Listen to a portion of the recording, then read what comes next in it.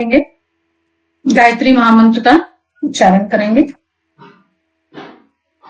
ओम भूर्भुवः स्वाहा तस्य वितुर्वरेण्यं भर्गो देवस्य धीमहि धियो यो नः प्रचोदयात्।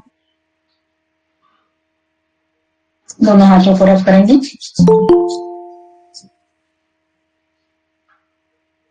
माता पिता और गुरुजन को सभी को प्रणाम करेंगे और इसी के साथ में क्लास स्टार्ट करेंगे।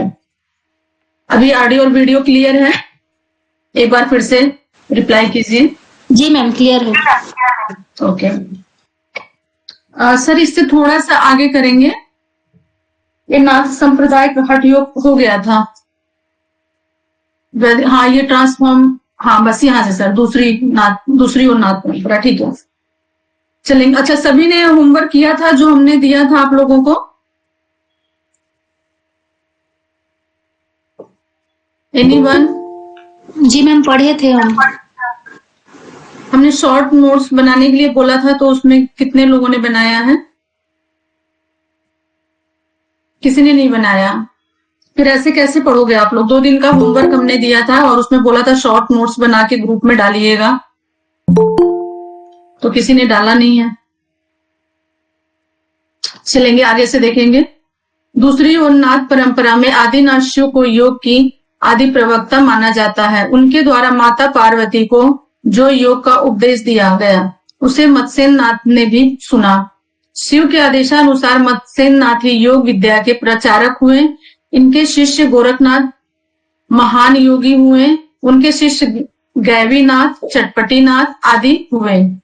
कहने का मतलब यह है कि सबसे पहले किसको माना जाता है? आदिदेव भगवान शिव को। फिर उसके बाद से जब ये माता पार्वती को योग के बारे में कुछ स्टोरी बता रहे थे, जैसे कि माता पार्वती ने पूछा कि मतलब योग क्या है, कहाँ से आया, इसके करने के क्या लाभ हैं, क्या नुकसान है, क्या फायदे।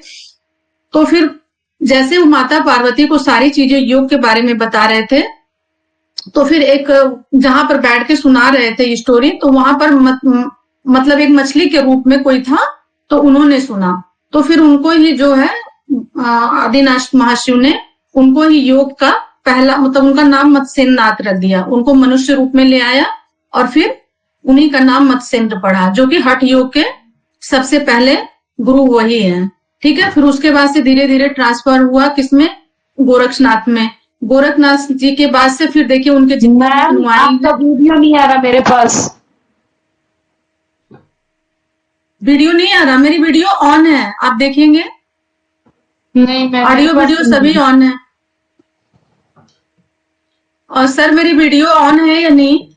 सभी को विजुअल हो रहे हैं? हाँ मैम, विजुअल हो रहे हैं। थोड़ा नेटवर्क इशू होगा, आप डायरेक्शन अपना चेंज कर लेंगे जिनको मेरी ऑडियो वीडियो नहीं आ रही है। ठीक है, इस तरीके से देखिए मतलब एक परंपरा चली आई, यानी आदि शिवनाथ भगवान, फिर उसके बाद मत्स्येन नाथ, फिर उसके बाद से जो है गोरक्षनाथ, और फिर उनके बाद से सारे उनके शिष्य हुए जो, ठीक है, गैवीनाथ, चटपटीनाथ आदि। ये एक परंपरा चली आई, तो ये लोग हुए हठ योग के हठ योगी, इनको बोला जाएगा। ठीक है, नेक्स्ट देखेंगे। परंपरा में घेरन ऋषि स्वात्माराम योगी हुए। उन्होंने हठ योग के सिद्धांतों का प्रचार प्रसार किया। इन सब ने हठ योग की परंपरा को गुरु शिष्य परंपरा के द्वारा अणु बनाया गया। हठ योग प्रदीप का शिव संहिता, गोरख संहिता, घेरन संहिता आदि परंपरा के महत्वपूर्ण ग्रंथ हुए। यानी जब आप आगे पढ़ेंगे तो देखेंगे कि जो अभी हमने ट्रांसफॉर्म बताया, भगवान शिव, आदिनाथ, फिर उसके बाद से मत्स्येन नाथ, फिर गोरक्षनाथ, तो ऐसे ही इनकी परंपरा बढ़ती गई और उनके अनुयायी बढ़ते गए, हठ योग के अनुयायी बढ़ते गए। और ये एक दूसरे में ट्रांसफॉर्म में भी होता गया। फिर लास्ट में देखिए आए, मतलब लास्ट क्या कह सकते हैं, इसके बाद तो अभी मतलब ये परंपरा आगे बढ़ती ही चली गई। तो घेरन ऋषि हुए, फिर स्वात्माराम हुए। इन लोगों ने हठ योग पर पूरी तरीके से हठ योग को अपनाया और उस पर काम किया, और इतनी सारी अपनी बुक्स जो है ग्रंथ लिख डाले, जिसमें कि ये सारे ग्रंथ जो मैं पढ़ रही हूँ, हठ योग प्रदीप का, शिव संहिता, गोरख संहिता, तो ये कुछ तो इनके हैं, हठ योग प्रदीप का स्वात्माराम दुबे जी के, सूरी जी के हैं। शिव संहिता, गोरख संहिता ये है गोरक्षनाथ जी की मतलब रचना है। घेरन संहिता हुए, ये तो ऋषि घेरन ही हुए हैं। ठीक है, इस तरीके से इन लोगों ने फिर पूरा उस पर अपना एक ग्रंथ लिख डाला। ठीक है, और फिर इसी के माध्यम से जो आजकल मतलब आधुनिक युग में जो हम लोग हठ योग की पुस्तकें यूज में ला रहे हैं या पढ़ रहे हैं या उसी को फॉलो कर रहे हैं, वो यही है, घेरन संहिता हो गई और हठ प्रदीप का, इसी पर ज्यादातर काम हो रहे हैं। कुछ विद्वानों का मत है कि योग सैंधवी कालीन सभ्यता की देन है। यदि हम सिंधु कालीन सभ्यता पर दृष्टिपात करें तो पता चलता है कि मोहनजोदड़ो में जो धार्मिक अवशेष प्राप्त हुए हैं उनमें केवल मां भगवती की ही मूर्तियां नहीं है, अपितु एक नर देवता की भी मूर्ति प्राप्त हुई है, जो ऐतिहासिक शिव का आदि रूप प्रतीत होता है। स्पष्टतः आधुनिक हिंदू सभ्यता के कई बातों का स्रोत बना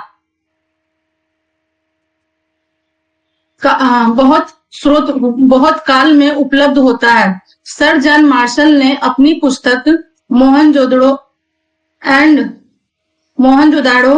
एंड द इंडियन सिविलाइजेशन में स्पष्ट किया है कि मोहनजोदड़ो में जिन नर देवता की मूर्ति मिली है वह त्रिमुखी है। वह देवता एक कम ऊंचे पीठासन पर योग मुद्रा में बैठे हैं। उनके दोनों पैर इस प्रकार मुड़े हुए हैं कि एड़ी से एड़ी मिल रही है। अंगूठे नीचे की ओर मुड़े हुए हैं एवं हाथ घुटनों के ऊपर आगे की ओर फैले हुए हैं। कहने का मतलब है कि देखिए, जब मोहनजोदाड़ो की खुदाई हुई थी, जहां पर मूर्तियां मिली, जिस पर जिन सिक्कों पर मूर्तियों योग की मूर्तियां प्राप्त हुई हैं, चिन्ह प्राप्त हुए हैं, तो वहां पर ये सर जॉन मार्शल ने अपनी पुस्तक में लिखा है कि केवल देवी का ही वहां पर मूर्ति नहीं प्राप्त हुई है, वहां पर एक नर देवता की भी मूर्ति प्राप्त हुई है, मिली है, जो कि त्रिमुखी है, यानी 3 मुख वाली है। ठीक है, त्रिमुखी है, और वह देवता एक पीठासन योग मुद्रा में बैठे हुए हैं, यानी वो एक योग मुद्रा जो है बना करके बैठे हैं, जिसमें एड़ी से एड़ी मिली हुई है। और उनका हाथ जो है, दोनों हाथ इस प्रकार मुड़े हुए हैं कि अंगूठे नीचे की ओर मुड़े हुए हैं। ठीक है, तो वो कोई ऐसे आसन में बैठे हुए हैं। वैसे तो एड़ी से एड़ी जो है ये हठ योग का ही है एक पार्ट, उसमें हठ योग में ही एक आसन आता है, भद्रासन कुछ ऐसे करके, तो उसमें जो है मिला हुआ है। तो उसी मतलब बताया जा रहा है कि उस टाइम के जो है देवता, जब मोहनजोदाड़ो की खुदाई हुई थी उस टाइम में भी ये प्रचलित था, और उस मूर्ति में त्रिमूर्ति वाले यानी 3 मुख वाले देवता मिले हुए हैं, जो एक आसन में बैठे हुए हैं, किसी मुद्रा या आसन में बैठे हुए हैं, ऐसा बताया जा रहा है। इस तथ्य पर विचार करते समय ब्रह्मा थे क्या उसमें? सॉरी, 3 मुख वाले देवता ब्रह्मा थे क्या?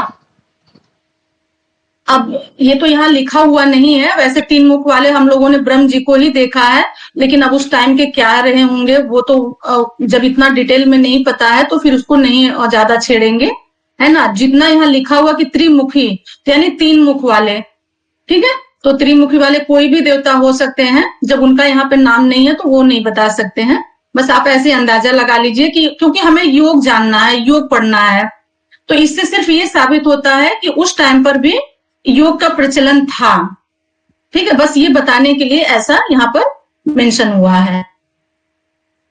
इस तथ्य पर विचार करते समय यह प्रतीत होता है कि उस समय यौगिक विचारधारा का प्रचलन किसी न किसी रूप में अवश्य था। यानी देखिए, इससे ये पता चलता है कि उस समय में भी बिल्कुल साफ स्पष्ट लिखा हुआ है कि ये पता चलता है कि योग का जो प्रचलन उस समय भी किसी न किसी रूप में था। बिल्कुल जो बात अभी हमने आपको बताई वो यहाँ पर लिखा हुआ है कि इससे बस हमें नॉलेज के लिए, हमारी जानकारी के लिए ये चीजें पता होनी चाहिए कि उस टाइम पर भी योग का प्रचलन था। इन्हीं बातों के आधार पर कुछ विद्वानों ने इसे वेद के पूर्व की सभ्यता मानकर यह कहा है कि सैंध सभ्यता से ही प्रथम योग विद्या का अभ्युदय हुआ है। कुछ विद्वानों ने यही माना है कि जब सिक्कों पर ऐसी मूर्तियां मिली जहां पर योग का वो मतलब चित्र बना हुआ था, ठीक है, सिक्कों पर मिला। तो उससे ये हमें समझ में ये आता है कि सिंधु घाटी की सभ्यता की खुदाई के बाद में ही ये हमारा योग उसके बाद ही प्रचलन में आया। उससे पहले योग कोई नहीं जानता। योग तो मतलब जब से सृष्टि का आरंभ हुआ है तब से योग है, लेकिन योग बिखरा हुआ था, मतलब कहीं किसी को कुछ पता था, किसी को कुछ नहीं पता था, इस टाइप से वो बिखरा हुआ था। एक मतलब कहते नहीं, एक सीक्वेंस में नहीं था। फिर वहां से थोड़ा सा लोगों को ये पता चला कि हमारे उसमें दिनचर्या में योग भी शामिल है या योग भी होना चाहिए, कुछ इस तरीके का, ठीक है। वहीं से अभ्युदय हुआ योग का। आधुनिक शोधों, ठीक सर, थोड़ा सा आधुनिक शोधों से यह स्पष्ट हो गया कि सिंधु सभ्यता वैदिक सभ्यता के पश्चात होने वाले वैदिक मूल सभ्यता है। आधुनिक शोध यानी रिसर्च हुआ, ठीक है, इस समय में फिर वो रिसर्च हुआ, उसके बाद जो लिखा आधुनिक शोध से स्पष्ट हो गया कि सिंधु सभ्यता वैदिक सभ्यता के पश्चात होने वाली वैदिक मूल सभ्यता है। तो जब ये रिसर्च हुआ कि हाँ योग उस समय था कि नहीं था, तो ये सारी चीजें स्पष्ट हो गई। विदेशी विद्वानों ने इन्हें आर्य एवं द्रविड़ जाति के रूप में विभाजित कर दिया। वैदिक विदेशी विद्वानों ने, विदेश में भी बहुत सारे, जो हमारे इंडिया में होता है वो विदेशों में भी होता है। तो जब ये रिसर्च हुए तो वहां पर ये सारी चीजें स्पष्ट हुई, तब उन्होंने इस चीजों को बताया कि एक मिनट, विद्वानों ने इन्हें आर्य एवं द्रविड़ जाति के रूप में विभाजित किया, यानी दो भाग में इन लोगों ने विभाजित कर दिया। वैदिक विदेशी विद्वानों ने आर्य और द्रविड़ जाति के रूप में विभाजित कर दिया। उत्खनन में प्राप्त देवी देवताओं की प्रतिमाएं आध्यात्मिक चिन्ह वैदिक चिन्हों से समीकृत किए जा सकते हैं। यानी जो खुदाई के समय में सिंधु घाटी की सभ्यता की खुदाई में या मोहनजोदाड़ो की खुदाई में जो हमें मूर्तियां प्राप्त हुई थी, जो वहां की आकृतियां प्राप्त हुई थी, मूर्तियां और आकृतियां, उन सभी चीजों से ये सारी चीजें साबित हो गई कि योग हमारा जो है वैदिक सभ्यता है, यानी पहले से ही चला आ रहा है, ये निर्धारित हो चुका। ऋग्वेद में हमें जिस सभ्यता का बोध होता है वह ऋग्वेद की रचना के पूर्व ही फल फूल चुकी थी। और ऋग्वेद से, जो ऋग्वेद मतलब हमारा सबसे प्राचीन वेद है, ऋग्वेद से में जब विद्वानों ने इस चीज को पढ़ा तो वहां से भी इस योग जो है फल फूल चुका था, यानी उसकी पूरी पुष्टि हो चुकी थी कि ऋग्वेद में वो मेंशन है, योग हमारा मेंशन है। और अब प्रौढ़ावस्था को प्राप्त हो रही थी, यानी मतलब इनिशियल जो स्टेज था उनका वो निकल चुका था। प्रौढ़ावस्था मतलब थोड़ी वो परिपक्व हो रहे थे। वस्तुतः वैदिक मंत्रों की रचना योग की उत्तम भूमिकाओं का ही परिणाम है। ऋषियों ने विश्व में निहित सत्य का दर्शन करके उसे ही वैदिक मंत्रों में प्रकट किया, ठीक है। जो वहां पर सारे योग के मंत्र थे या ऋग्वेद में जितने भी मंत्र हमारे निहित हैं, जिस तरीके से वो बाद में धीरे धीरे ऋषि मुनियों ने लोगों तक पहुंचा करके उनको मतलब उस समय के जो हमने पहले बताया था ना, जो आप लोगों ने पढ़ा था कि छोटे छोटे जैसे कहाँ योग सीख रहे थे, कहीं वो कुटिया बना करके, कहीं कुछ बना करके, तो सारी शिक्षा वो ले रहे थे, तो वहां पर योग की भी शिक्षा दी जा रही थी। तो फिर वहां के स्टूडेंट को या विद्यार्थियों को वो धीरे धीरे वैदिक मंत्र भी सिखाया और पढ़ाने जाने लगा, योग जो योग से रिलेटेड थे। ऋषियों ने विश्व में निहित सत्य का दर्शन करके उसे ही वैदिक मंत्रों में प्रकट किया, ठीक है। वहां पर सारी चीजें सत्य स्पष्ट हैं, किसमें? ऋग्वेद में। यही कारण है कि वेदों के को औरूप्य एवं ऋषियों को मंत्र दृष्टा कहा गया है। औरूप्य किसे कहा गया है?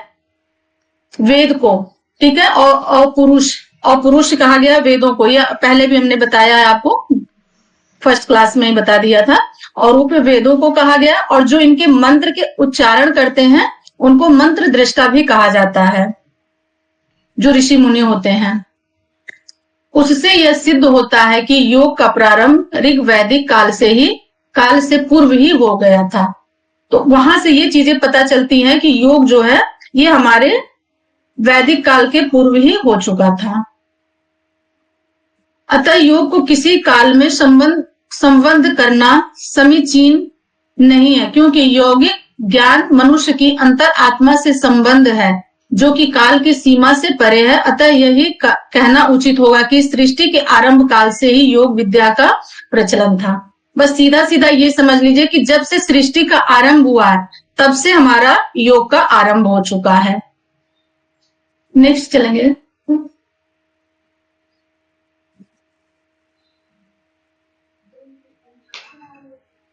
हिरण्यगर्भाय समर्थवात्य भूतस्य जात परितेके आसीत, अर्थात सर्वप्रथम हिरण्यगर्भाय ही उत्पन्न हुए, जो संपूर्ण विश्व के एकमात्र पति हैं। हिरण्यगर्भ वह है जिसमें कि जगत के समस्त शक्तियां उत्पन्न हुई, वह जिनके गर्भ में समस्त पदार्थ सीमित हैं। ठीक है, तो हिरण्यगर्भाय भी योग, मतलब जब सृष्टि का आरंभ हुआ तो सृष्टि का आरंभ तो ऐसे हुआ नहीं, कोई एक महान ऐसा ब्रह्म रहा होगा जिन्होंने सृष्टि का आरंभ किया, तो ये वहीं से है, यानी हिरण्यगर्भ से। ठीक है, तो उन्हीं को माना जाता है हिरण्यगर्भ। भगवान हिरण्यगर्भ ने सनकादिक एवं विश्वान को परमात्मा साक्षात्कार रूप एक ही सनातन योग का उपदेश दिया। अधिकार भेद के कारण सनातन योग राजयोग एवं कर्म योग इस प्रकार की दो शाखाओं के रूप में प्रचलित हुआ। ठीक है, जैसे जैसे ट्रांसफॉर्म हुआ था, हिरण्यगर्भाय ने किसको दिया? सूर्य भगवान, फिर उन्होंने अपने पुत्र को दिया विश्वान मनु को, तो उसी तरीके से ये सारी प्रचलित हो गया कि योग कैसे कैसे हमारे जीवन में आया, और फिर वहां से दो भागों में विभक्त हो गया, राजयोग और कर्म योग। तो आगे पढ़ेंगे तो फिर समझ में आएगा। सनक सनातन सनंदन कपिल आसुरी होड़ु पंशिक प्रवृत्ति विद्वान राजयोग ब्रह्म योग के अनुयायी हुए, तथा दूसरी शाखा कर्म योग परंपरा में संसार के कर्मों को करते हुए परमात्मा साधन करने वाले विश्वान मनु इवाक्षु व अन्य राजा हर्षि हुए। यानी योग को कैसे कैसे किस तरीके से एक दूसरे में ट्रांसफॉर्म किया गया, फिर उसको कैसे जिन लोगों को ट्रांसफॉर्म हुआ उन लोगों ने अपना योग को कैसे कैसे विस्तार दिया, किस तरीके से लेकर के आए, तो फिर वो धीरे धीरे कैसे आगे बढ़ा। फिर इसका विस्तार गीता में देखेंगे किस प्रकार हुआ। इसी शाखा के विषय में भगवान श्री कृष्ण श्रीमद् भगवत गीता में कहते हैं कि इस विश्वाते योगा प्रोवक्ताहं विश्वानम मन में वाहा मनु शिक्षवा के श्रीविता एवं परंपरा प्राप्तियों में राजवर्ष विदे न कोलेना माता योगा नष्ट परांतप। ये गीता के अध्याय 4 का 1 और 2 नंबर का श्लोक है। अर्थात मैंने सर्वप्रथम इसी अश्वनी योग को विश्वान के प्रति उपदेश दिया। ठीक है, भगवान ने बोला कि हमने सबसे पहले विश्वान को योग का बारे में बताया या उपदेश दिया। ठीक है, विश्वान ने अपने पुत्र मनु से कहा, फिर उन्होंने अपने पुत्र मनु से कहा, योग के बारे में सारी चीजें बताई। मनु ने इक्ष्वाकु से कहा। इस प्रकार परंपरा से प्राप्त यह योग राज ऋषियों द्वारा जाना गया और इस तरीके से धीरे धीरे एक दूसरे से ट्रांसफॉर्म होता गया और एक दूसरे से फिर ये धीरे धीरे जानकारी मिलने लगी योग के बारे में। इसके बाद यह लुप्त तो प्राय हो गया। तू मेरा प्रिय भक्त व सखा है, इसलिए वही पुरातन योग आज मैं तुम्हें बताया है, क्योंकि यह बहुत उत्तम रहस्य है। ठीक है, योग के बारे में सबको बता भी नहीं सकते, पता है इससे फिर क्या होती है, योग की शक्तियां भी नष्ट हो जाती हैं। योग उन्हीं को बताने वाली चीज है जो योग से प्रेम करते हो, योग को जीते हो, योग को पूजते हो, योग को ही सब कुछ समझते हो, उन्हीं को अच्छी चीजें बतानी चाहिए। अदरवाइज वो फिर जिनको इसके बारे में पता नहीं वो इसकी महत्व नहीं समझते, और जो महत्व नहीं समझते फिर उनको बताना भी नहीं चाहिए। वेदों में योग का स्वरूप। वेद भारतीय संस्कृति का सबसे प्राचीन ग्रंथ है। सृष्टि के आरंभ में अग्नि, वायु, आदित्य और अंगिरा 4 ऋषियों को परमात्मा ने वेद ज्ञान प्रदान किया, साथ ही योग विद्या का भी वर्णन किया। कहने का मतलब है कि योग को देखिए कैसे कैसे एक दूसरे में बताया गया। आज जैसे कभी हमने किसी से पढ़ा तो जिन्होंने हमें हमारे गुरु पढ़ाए थे उनको किसी ने पढ़ाया, फिर उनके गुरु किसी ने पढ़ाया था तो उनको पढ़ा, तो ऐसे ये परंपरा चली आ रही। आज जैसे हम आपको बता रहे हैं, आप कल किसी और को बताएंगे, तो सेम इसका यही प्रोसीजर है कि एक दूसरे में किस तरीके से बताया गया और ये परंपरा कैसे चलती रही। साथ ही योग विद्या का भी वर्णन किया गया है और इसके साथ साथ योग विद्या का वर्णन भी होता रहा, योग के बारे में चीजें बताई जाने लगी। उन ऋषियों ने भी वैदिक मंत्रों के दर्शन से पूर्व योग साधना अवश्य ही की होगी।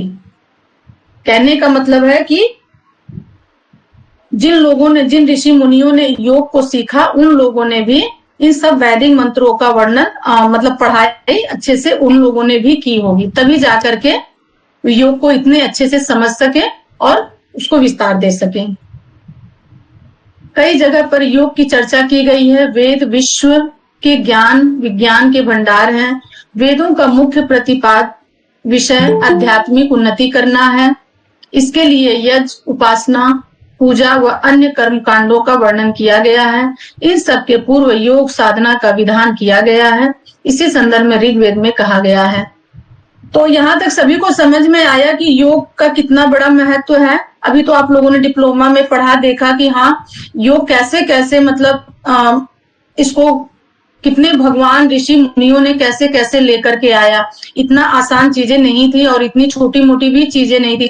और सब्जेक्ट तो देखिए यहाँ टीचर पढ़ाते हैं तो लोग पढ़ लेते हैं कैसे, लेकिन योग एक ऐसा सब्जेक्ट है, ऐसी चीजें हैं कि जिनको भगवान ने खुद बनाया है, खुद पढ़ा है और खुद ऐसे लोगों में भेजा है कि सूर्य भगवान में, फिर उनके पुत्र में, फिर उनके पुत्र में, फिर उनके पुत्र में, ऐसे करके और यहाँ तक योग को लाया गया। तो योग का कितना बड़ा महत्व है, इसको आप लोग खुद ही समझ सकते हैं। और उसी शिद्दत के साथ, उसी चाहत के साथ इसको हम और भी, जैसे हम लोग कसम खाते हैं ना, एक प्लस लेते हैं ना, बहुत प्रतिज्ञा करते हैं कि आजीवन हम योग करेंगे और दूसरों को कराएंगे। यही इसका मतलब है कि आपने भी करना है और दूसरों को भी कराना है। इसी के संबंध में आगे देखेंगे ऋग्वेद में क्या कहा गया है। यस्मात् हृदय न सिद्ध्यस्ति यगो विश्वास्वना साधीना।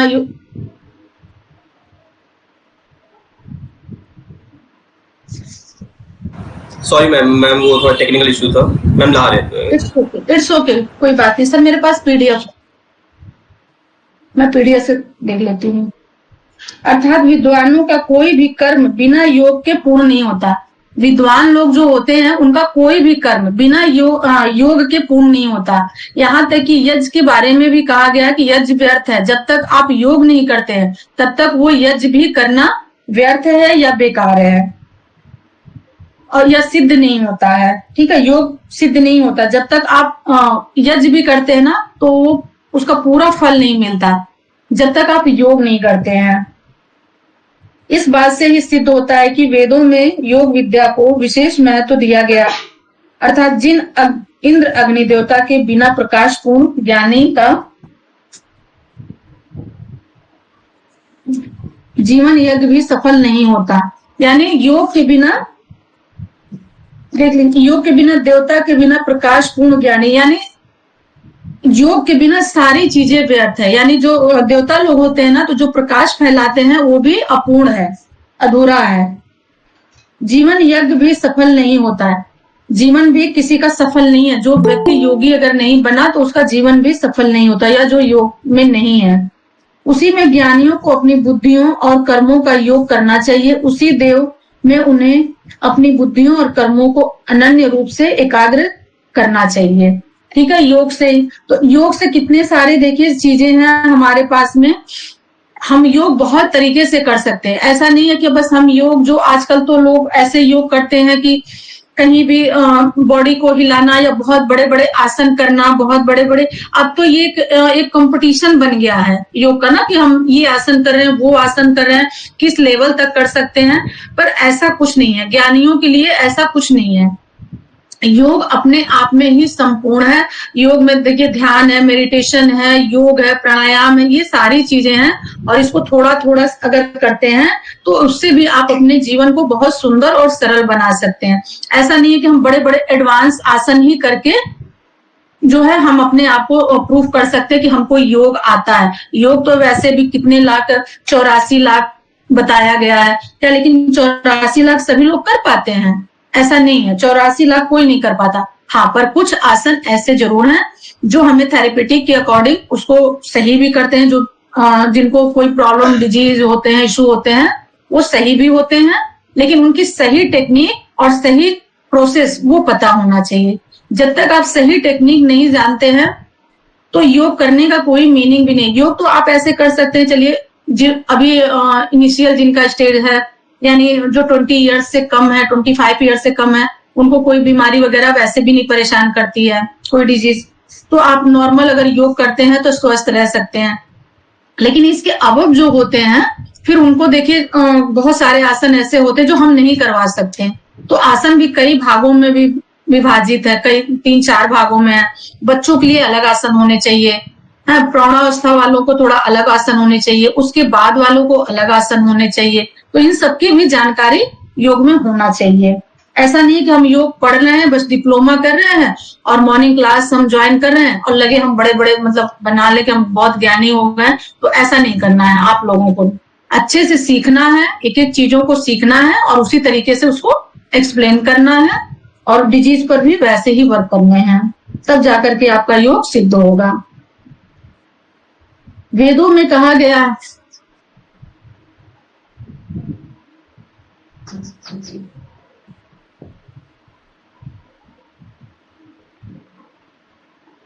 एक मिनट सर थोड़े से ब्लर से आ रहे हैं वर्ड्स जो है ना, वो थोड़े थोड़े ब्लर से हो रहे हैं। ठीक है सर, ठीक है। यहां से देखेंगे वेदों में कहा, वेदों है कि योगाभ्यास के द्वारा प्राप्त विवेक ख्याति यानी ऋतंभरा प्रज्ञा ईश्वर की कृपा से होती है। वेद का निम्न निर्दिष्ट मंत्र इसी भाव को प्रकट करता है। ऋतंभरा प्रज्ञा क्या है? एक पतंजलि जी का एक सूत्र है, तो वहां पर बताया गया है कि विवेक ख्याति यानी जब हम सब चीजों से वैराग्य हो जाते हैं, ठीक है, सारी चीज, योग वही है जहां पर हमें मोह माया सारी चीजों को त्यागना, वो त्याग सिखाता है। ठीक है, वैसे तो ये होता ना कि योग जोड़ता है, पर असल मानिए तो आप लोग योग वही है जो हमें वैराग्य दिलाता है, जो हमें अटैचमेंट जो हमारा होता है ना, अटैचमेंट को दूर करता है। ठीक है, डी अटैच जिसको हम बोलते हैं, डी अटैच ही हमारा योग है। अगर हम बहुत ज्यादा किसी से लगाव प्रेम रखते हैं तो जब कभी ऐसा होता है, आजकल का तो वैसे भी एकदम नॉर्मल बात हो गई है कि लोग एक दूसरे से देखिए अलग होते हैं, तो कितना पेनफुल होता है, कितना पेन होता है कि इंसान सुसाइड कर लेता है या इंसान किसी को क्या क्या कर दे रहा है। आप लोग सब चीजों से अवेयर है, कोई चीज छुपी नहीं है। ठीक है, तो योग यही है हमारा कि योग का ये मतलब नहीं कि आप सबको मतलब आप प्रेम दो, सारी चीजें दो, बहुत अच्छी बात है, लेकिन इतना भी अटैच मत कर लो कि जहां वो हमें पेन देने लगे, वहां पर आप डिटैच होना है। हाँ, और योग जब आप पढ़ेंगे, योग जब आप करेंगे तो आप देखेंगे खुश तो आप वैसे ही रहेंगे, सारी चीजों से बहुत हैप्पीनेस रहेगी, सारी चीजें बहुत अच्छी रहेंगी। जिनका मेंटल स्थिति जो होती है थोड़ी सी डिसबैलेंस हो जाती है, वो भी बैलेंस में आ जाती है जब धीरे धीरे हम योग को अपनाते हैं, उसके टेक्निक को समझते हैं, सारी चीजें। तो योग का मतलब एक तरह से तो जोड़ना है, लेकिन यहाँ पर मैं यही कहना चाहूंगी आप लोगों को कि जोड़ का मतलब वो जोड़ नहीं कि इतना ज्यादा एक दूसरे से इमोशनल हो जाओ कि जब हमें डिटैच होना पड़े तो इंसान व्यक्ति जो है उसके बिना रह ना पाए, उसके बिना जी ना पाए और उसके बिना सब कुछ जितना हमने चीजें बनाई वो अस्त व्यस्त हो जाए, तो वो योग नहीं फिर हुआ। ठीक है, योग का मतलब ये है कि अपने चीजों को बैलेंस में करना, जैसे हम अपनी आसन से अपनी बॉडी को बैलेंस करते हैं, ध्यान प्राणायाम से अपने मन को बैलेंस करते हैं, इन सारी चीजों को, तो ऐसे ही योग जो है जीवन में बिल्कुल दिखना भी चाहिए। ऐसा नहीं है कि आप योग कर रहे हो लेकिन वो आपके बॉडी लैंग्वेज में कहीं दिख नहीं रही है, किसी ने थोड़ा सा आपको कुछ कहा वहां आप हाइपर हो गए, किसी ने आपको कुछ 2 वर्ड ऐसे बोल दिए कि तुमसे तो कुछ होने वाला नहीं, तो वहां पर आप चैलेंज एक्सेप्ट कर लो, नहीं कैसे नहीं होगा, ये तो होना है। कहने दीजिए, जिसको जो कहना है कहने दीजिए, जिसको जो बोलना है बोलने दीजिए। हमारा लक्ष्य क्या है, हमारा उद्देश्य क्या है, हमें उस पर बस काम करना है। इस तरीके से काम आप करेंगे तो देखेंगे लाइफ में आगे भी बढ़ेंगे, और आपकी जो चीजें बहुत ज्यादा बिखर जाती, सबके घर में होता प्रॉब्लम, ठीक है, वो प्रॉब्लम से हम धीरे धीरे लड़ना सीख जाते हैं, मैनेज करना सीख जाते हैं, और चीजें हमारी जो है बैलेंस में होना शुरू हो जाती हैं। तो यहाँ योग से ये सारी चीजें हैं। तो योग को थोड़ा सा इस तरीके से भी आप लोग देखेंगे, अर्थात ईश्वर की कृपा से हमें योग समाधि से, अच्छा अभी ऋतंभरा प्रज्ञा का बताया नहीं हमने ना, हाँ, तो ऋतंभरा प्रज्ञा का यही मतलब है जहां बिल्कुल ट्रांसपैरिटी आ जाती है, यानी जो हमें विवेक ख्याति का प्राप्त, अंतिम लक्ष्य हमारा विवेक ख्याति ही होता है। यानी जो धारणा ध्यान समाधि सब आप करते जा रहे हो, तो इसका लक्ष्य क्या होना चाहिए। अगर बीच में आप रुक गए, बीच में ही योग आपका खत्म हो गया, तो इसका मतलब आपको पूर्ण रूप से उसका ज्ञान नहीं हुआ। और विवेक ख्याति तक अगर आप जाते हैं, समाधि तक आप जाते हैं, तो वहां पर आपको समझ में आता है कि वहां सारी चीजें, ये जितना संसार आपको दिख रहा है ना, ये सिर्फ वैसा दिखेगा कि जैसे हम रेंट के मकान में रहते हैं, ठीक है, हम कहीं भी जाए तो रेंट के मकान में रहते हैं, और एक दिन वो मकान हमें खाली करके जाना पड़ता है। ये संसार आपको, जब आपको विवेक ख्याति प्राप्त हो जाती है, तो ये पूरी सृष्टि आपको ऐसे ही दिखने लगेगी, और वहां पर सब कुछ इक्वल हो जाएगा। ना ये तुम्हारा है, ना मेरा है, ना कोई भाई किसी का, ना बेटा किसी का, कोई किसी का नहीं है। जो है बस परमात्मा है, और परमात्मा में ही समा जाना, वही सबसे बड़ा हमारा योग है, और विवेक ख्याति है, और ऋतंभरा प्रज्ञा है। अर्थात ईश्वर की कृपा से हमें योग समाधि सिद्ध होकर विवेक ख्याति तथा ऋतंभरा प्रज्ञा प्राप्त हो, और वही ईश्वर अणिमा आदि सिद्धियां सहित हमारे पास आवे। इसी हेतु योग सिद्धि के लिए वेद में प्रार्थना की गई है। योग सिद्धि के लिए वेद में प्रार्थना करते हुए कहा गया है कि अणिमा आदि सिद्धियां क्या है, ये सबको आप बताइए। अणिमा आदि सिद्धियां किसको प्राप्त हुई हैं? ये भगवान हनुमान जी को प्राप्त हुई हैं। और कोई ऐसा है जिनको हुई हैं अणिमा सिद्धियां, यानी अष्ट सिद्धियां जिनको बोलते हैं? एक तो हनुमान जी को हुई हैं, जो उस लेवल के वो मतलब अपने प्रभु के प्रति समर्पित थे। अब यहीं पर देखिए सारी चीजें क्लियर हो जा रही हैं कि हमें किस तरीके से अपने भगवान के प्रति समर्पित होना चाहिए। तो एग्जाम्पल ले लीजिए आप, उनको हनुमान जी को ले लीजिए, जिनको सारी अणिमा सिद्धियां प्राप्त हुई थी, अष्ट सिद्धियां, उसी में अणिमा लगिमा सब आ जाते हैं, महिमा जितने भी हैं। और दूसरा उनको थी गोरक्षनाथ जी को, ठीक है, जो नाथ परंपरा के हुए गोरक्षनाथ जी, उनको भी हुई थी। वो भी किसी के भी बॉडी में घुस जाते थे, कहीं भी चले जाते थे, अपनी बॉडी को एक जगह छोड़ के दूसरी जगह। तो उस लेवल का उनका योग था।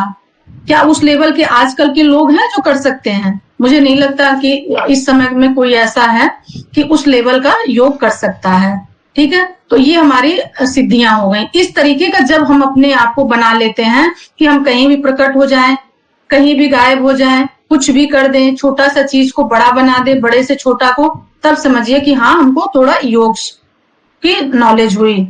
ऐसा नहीं कि थोड़ा योग पढ़ लिया और फिर वही बात हो गई कि हम जाने कुछ नहीं, बताने हम ज्यादा लगे, तो वहां सब गड़बड़ हो जाता है, सारी चीजें फिर व्यर्थ हो जाती हैं।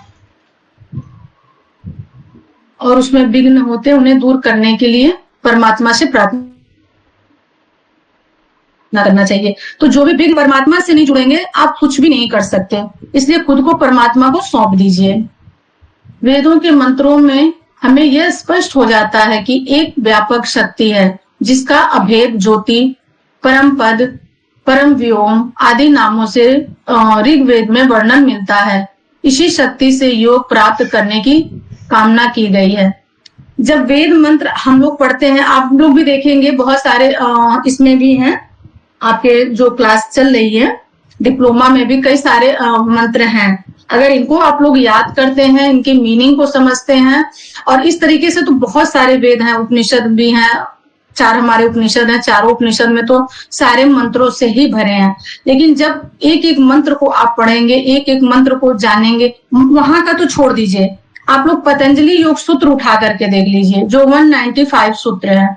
अगर उस 95 सूत्र को आप लोगों ने याद कर लिया और याद करने के साथ साथ उसको उसकी वास्तविकता को जान लिया कि वास्तव में जो यहाँ पर एक एक सूत्र लिखा हुआ है उस सूत्र का मीनिंग क्या है और उसको कैसे हमको अपने जीवन में अपनाना है, तो आप वैसे भी सब कुछ पा लेंगे।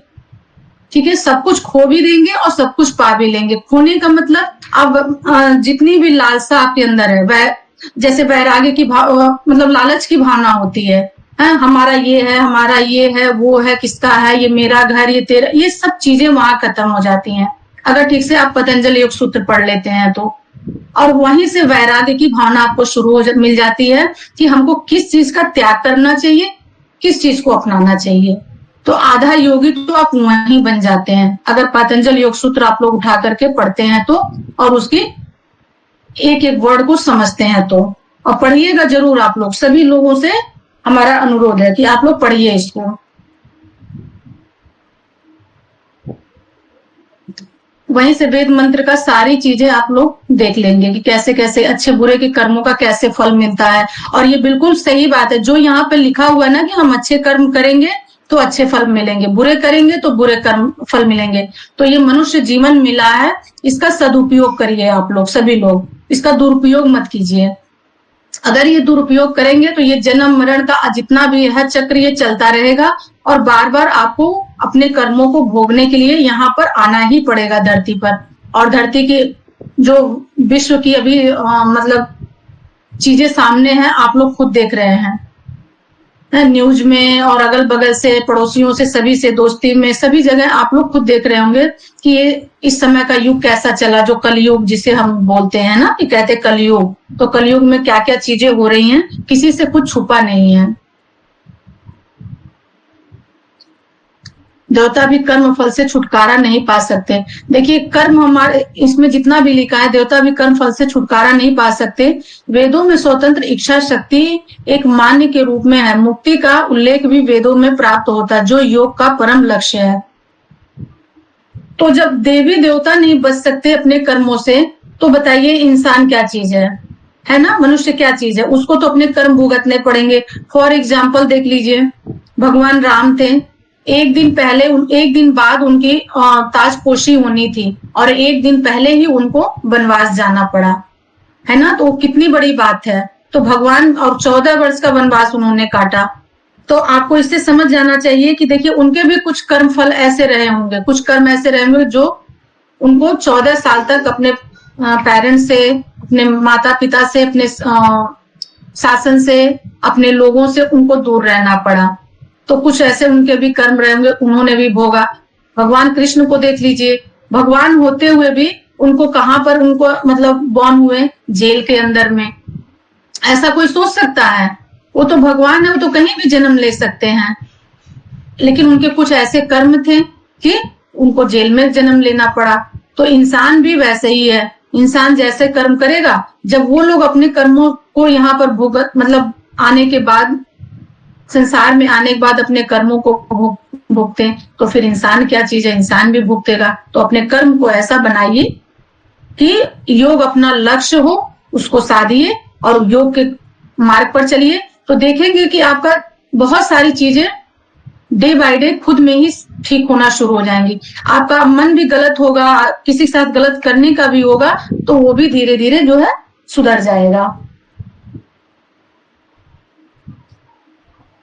चलिए थोड़ा सा और देख लेते हैं उपनिषदों में योग का स्वरूप। सर इसको थोड़ा आगे करेंगे, बस इतना कर लेते हैं। उपनिषदों में योग का स्वरूप। आध्यात्मिक ग्रंथों में उपनिषदों का स्थान बहुत ही अग्रणी है। आध्यात्मिक ग्रंथों में, ठीक है, योग का स्थान बहुत अग्रणी है। और मैं तो ऐसा जानती हूँ कि योग से बढ़कर के मुझे नहीं लगता है। बहुत सारी चीजें हैं लेकिन सब लोग नहीं कर सकते हैं, लेकिन जो लोग योग कर रहे हैं उनको तो, उनके लिए तो अग्रणीय होना ही चाहिए। ठीक है, मेरे लिए तो है, स्पेशली मेरे लिए तो है। मेरा तो जीवन बहुत चीजों में बदला योग ने, जब से हम योग में आए। और आप लोग भी योग से जुड़े हैं तो आप लोग भी देखेंगे कि अपनी लाइफ में कहां से कहां पहुंचते हैं। ठीक है, और वैदिक शिक्षा का विस्तृत विवेचन उपनिषदों में किया गया है। इसमें उच्च कोटि का ज्ञान है। इन्हें वेदांत के नाम से भी जाना जाता है। योग विद्या का उपनिषद में, सर बस आज इतने ही करेंगे बस। उपनिषद में बहुत अधिक वर्णन किया गया है, योग का उपनिषदों में बहुत वर्णन किया गया है, लेकिन अभी आप लोगों का क्या है, डिप्लोमा है, तो जितना आपका शॉर्ट में ही है। और जैसे अगर आप इसके आगे अगर आप लोग पढ़ाई करते हैं तो फिर आप देखेंगे कि वहां पर आपको सारी जानकारी मिलेगी। अगर योग के बारे में और जानना है, समझना है, सीखना है, तो जब तक आप हायर एजुकेशन नहीं लेंगे, यानी मास्टर्स हो गए, पीएचडी हो गए, इस तरीके का जब तक एजुकेशन नहीं लेंगे तब तक इतनी जानकारी आप लोगों को नहीं मिल पाएगी। क्यों? क्योंकि सिलेबस में बस इतना ही चीजें हैं, तो इनिशियल चीजें सारी हैं, तो इनिशियल ही आप लोगों को पता चल पाएंगे। अधिकतर वर्णन किया गया, उपनिषदों की संख्या 108 के लगभग मानी गई है। इसमें कहीं कहीं योग का वर्णन विशेष रूप से किया गया है। कुछ ऐसे उपनिषद भी हैं जिनमें केवल योग विषय पर ही चर्चा है। कुछ उपनिषद तो ऐसे हैं कि सिर्फ उसमें योग का ही विषय मतलब चर्चा की गई है, जिसमें मुख्य उपनिषद इस प्रकार हैं। ये सारे उपनिषद आप लोग देखेंगे। अभी बताइए, किसी को कुछ पूछना है? अब आज का क्लास बस यहीं पर हम समाप्त करेंगे। किसी का कोई क्वेरी हो तो पूछ सकता है। सभी को सब कुछ आ रहा है क्या? मतलब 2 दिन में सारे पीडीएफ आप लोगों ने पढ़ लिए?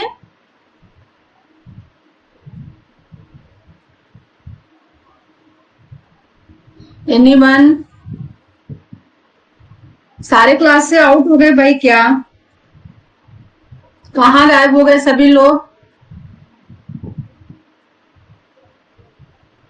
नीतू साहू,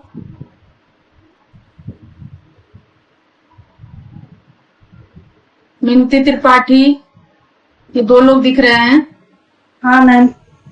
किसी को कुछ नहीं मैम, समझ आ रहा है आप? नहीं पढ़ी सर मैम।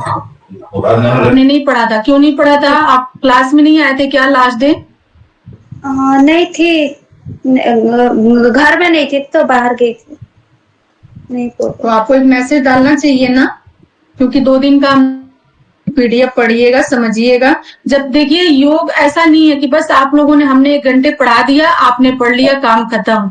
योग में आए हो तो योग को पूरी तरीके से पढ़िए और इसको सीखिए और इसको जानिए और इसको पूरी लाइफ में उतारिए, तब तो योग पढ़ने का कोई मतलब है। अदरवाइज तो फिर ऐसे तो बहुत सारे सब्जेक्ट हैं, पढ़िए, डिप्लोमा लेकर के कहीं रख दीजिए अलमारी में, उसका कोई मीनिंग नहीं है। मैं अपनी बातें बताना चाहूंगी, आप लोग अगर सुनने को इच्छुक हो तो ठीक है, यही प्लेटफॉर्म है। यहाँ पर हमने ज्वाइन किया था ऋषिकुल योग पीठ में। हाँ। मुझे बहुत ज्यादा नॉलेज उस टाइम नहीं थी, छोटे लेवल पे थे, बट करते करते करते करते चीजें आज हम आपके सामने हैं जो पढ़ा रहे हैं इस तरीके से। हाँ, और ये सब चीजों में बहुत बड़ा सर का रहा, देवनाथ शुक्ला सर का, जो हमें यहाँ तक लेकर के आए। तो हम ये चाहते हैं कि आप लोग अगर हम लोगों से जुड़े हैं, योग से जुड़े हैं, तो कुछ ऐसा योग में करिए कि आप लोग भी ऐसे आइए। ठीक है, आप लोग भी योग पढ़ाइए, योग का सब्जेक्ट एक के बारे में सीखिए, जानिए, पूछ आता है तो बताने के लिए हम लोग हैं। ठीक है, ऐसा नहीं है कि आज बस हम आ गए और आज ही हमको सब कुछ आ गया और इस प्लेटफॉर्म पर आ गए और आज ही हम पढ़ाने लगे, ऐसा नहीं है। बहुत मतलब इसको पढ़ा है, बहुत इसको जिया है, बिल्कुल रात दिन सोते जागते टाइम योग योग योग, तब जाकर के आज आप लोगों के सामने हम हैं। ये मैम डिप्लोमा थोड़ा बताना भी जरूरी। ये जो पीडीएफ दिए हैं सबका है, एक है? हाँ, उसको निकालिए और पीडीएफ को प्रिंट आउट निकलवाइए, उसको पढ़िए, उसको सीखिए, जानिए, उसकी एक एक चीजों को जो आपके एग्जाम से रिलेटेड हो, क्योंकि जब एग्जाम होंगे तो ये सारी चीजें फिर तो आपको आनी चाहिए ना। हाँ मैम। और सभी के लिए है, ऐसा नहीं है कि बस मिनती जी के लिए, ये सभी के लिए है ये सारी चीजें। कितने सारे स्टूडेंट यहाँ से पढ़ करके गए और कितने सारे हम लोगों से जुड़े हुए हैं, सब अच्छी अच्छी जगह पर वर्क कर रहे हैं, पढ़ रहे हैं, पढ़ा रहे हैं, कुछ ना कुछ कर रहे हैं। तो हम ये चाहते हैं कि आप लोग भी करिए। जो टास्क दिया जाता है, पढ़ने के लिए बताया जाता है, तो उस पर इंटरेस्ट लीजिए और उसको पूरा जो है कंप्लीट करके दीजिए, तभी आप कर सकते हैं। अदरवाइज सुनने से कुछ नहीं होगा। यहाँ से सुनेंगे, यहाँ से अभी निकल जाएगा 1 घंटे के बाद। हम 2 दिन की जर्नी करके आए हैं, ठीक है। और आज देखिए हम क्लास लिए, मॉर्निंग में ही सर को हमने बता दिया, सर हम आ गए हैं और आज से हम क्लास लेंगे। ये पैशन होना चाहिए, ये अपने अंदर एक होना चाहिए ना, अपनी चीजों के लिए डेडिकेटेड होना चाहिए। देखिए किसी ने भी होमवर्क करके नहीं डाला, मतलब इसका मतलब कि आप लोगों को कोई लेना देना नहीं है, हम कोई पनिश नहीं कर रहे हैं, बट इतना जरूर बोल रहे हैं कि अगर आपको पढ़ाने वाला व्यक्ति, मैं टीचर तो नहीं बोलती अपने आप को, लेकिन हम भी आपकी तरह सहपाठी ही हैं, लेकिन अगर कोई बोल रहा है, आपसे एक स्टेप तो आगे होंगे तभी आपको पढ़ा रहे हैं, ठीक है। हम ये नहीं कहते कि चलिए बहुत ज्यादा मुझे नॉलेज है, बट एक स्टेप तो हम आपसे ज्यादा हैं, तभी तो मैं आपको पढ़ा रही हूँ। तो अगर मैंने कुछ बोला तो उसको आप लोगों को करना चाहिए फॉलो। हम नहीं, कोई भी टीचर बोलता है तो थोड़ा ही करिए, ज्यादा नहीं करिए, बट अपनी अटेंडेंसी जरूर दीजिए। ये रिक्वेस्ट है मेरी आप लोगों से। डिप्लोमा का और ये एक ही, ये जो पीडीएफ दिए हैं एक ही है? मैं समझी नहीं आपकी बात त्रिपाठी जी। और डिप्लोमा को बस पीजीडीवाई लिखा है, तो वो जो पीडीएफ में तो एक ही है क्या? वो सबके लिए है? वही सभी के लिए है, और अलग अलग सब्जेक्ट है। डिप्लोमा में अलग अलग सब्जेक्ट हैं। अभी तो आप पढ़ रहे हो, हाँ, आपका सब्जेक्ट है ना ये ट्रेडिशनल योगा। हाँ, सबके लिए है ना? सभी के लिए। ठीक है मैम। इसी के साथ में मैम 2 दिन के बाद नोट्स बना के डाल देंगे पीडीएफ पे। अब तो मैं डेली क्लास ही लूंगी, और तो मैं 2 दिन नहीं थी, इसलिए मैंने बोला कि ठीक है आप 2 दिन पढ़ो और पीडीएफ डालो, सेंड करो। अब तो मैं डेली क्लास लूंगी। मेरी तबीयत ठीक नहीं थी, बुखार था मैम मेरे को। नहीं, ये सब एक्सक्यूज होता है, बाकी कुछ नहीं। बुखार पूरे दिन नहीं होता, एक घंटे का तो काम था, थोड़ी ना था। बहुत ज्यादा हमने दिया भी नहीं था, हमने कहा बस दोनों दिन 1-1 घंटे आप लोग करना, पूरे दिन नहीं करना, 6 to 7, बस इतना हमने दिया था। 2 दिन में डालेंगे मैम, नोट्स बना के पूरा पढ़ के। अब कोई नहीं डालेगा, अब मैं प्रॉपर क्लास लूंगी, कोई नहीं डालेगा, कुछ भी नहीं डालेगा, ठीक है। चलिए ठीक है मैम, साथ में बना लेंगे फिर नोट्स। मैं माइक हैंड ओवर करती हूँ सर को। सर क्लास ओवर हो गया, आप जी मैम। कहना चाहेंगे सर? जी आप प्रेयर करा दीजिए ना, शांति पाठ हो जाएगा, फिर उसके बाद हम बात कर लेंगे। आप लेफ्ट हो जाएंगे। ओके सर, चलेंगे। कमर गर्दन सीधी करेंगे सभी लोग।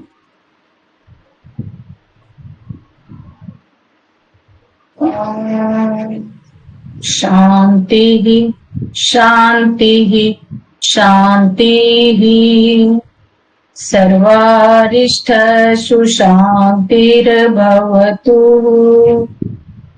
Now your palms, touch your eyes, then open your eyes.